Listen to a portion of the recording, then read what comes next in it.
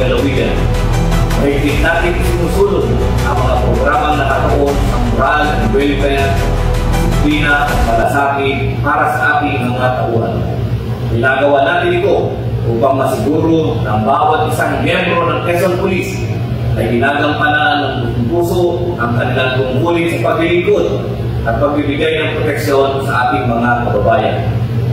Gayun pa man po, nakakalungkot at nakapanghihinayang na sa kabila ng lahat ng ating mga hakbang at inisyatiba, may ilan pa rin tayong kasamahan sa halay ng Quezon PPO na sumusuway sa ating mga alintulin at lumalabag sa batas.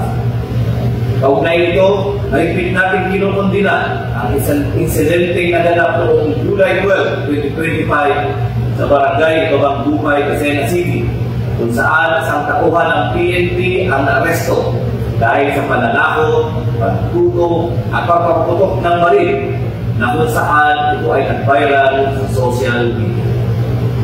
Sa ngayon po, ang nasabing pulis ay kasalukuyang nasa kustodiya ng Lucena City Component Police Station at sisiguraduhin ko po bilang inyong provincial director na siya ay mapaparusahan at tuluyang matatagdag sa serbisyo bilang pulis. Ang ganitong klaseng asal ay hindi kailanman kinukonsente sa ating organisasyon. Walang kuwang sa Quezon PPO at sino mang ginikumbadong tauhan na magsasamantala sa kapangyarihang ipinagkatiwala sa kanya.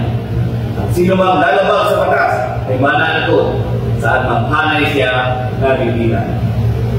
Last nating pabot sa publiko na ang Quezon PPO ay naninindigan para sa serbisyong may disiplina at integridad. Patuloy tayong maglilinis sa ating halay at titiyahin ang mga natitira ay ang tunay na karapat-dapat sa pagtitiwala ng sambayanan. Sa mga kasamahan kong tapat sa serbisyo, huwag tayong panghinaan ng loob. Hindi kailanman kailangan natin ngayon ng pagkakaisa, disiplina at dedikasyon sa ating tungkulin. Sama-sama nating patunayan na mas marami pa rin ang matitino, marangal at matalansang pulis sa Quezon PPO. Mga kababayan, huwag nyo nang hanapin ang mga pulis sa presinto sapagkat kami ay nasa inyo ng mga telepono. Dial 911, darating kami sa loob ng 5 minuto.